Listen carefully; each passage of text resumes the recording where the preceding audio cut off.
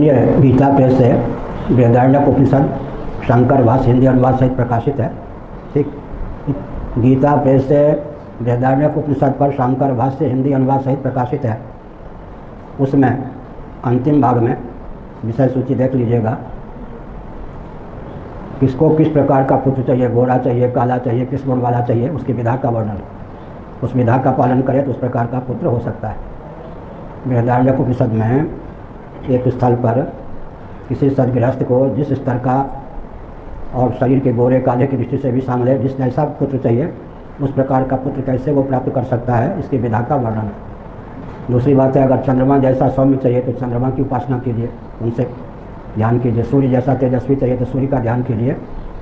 आपकी कृपा से आप जैसे तेजस्वी पुत्र या आपके समान तेजस्वी पुत्र या आपके अनुग्रह से तेजस्वी पुत्र प्राप्त हो।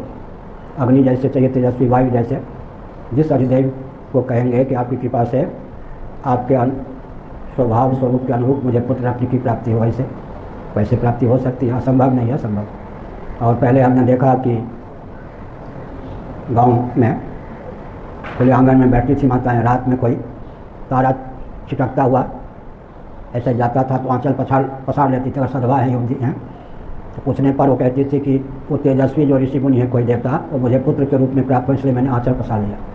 पहले ये भी धारणा थी।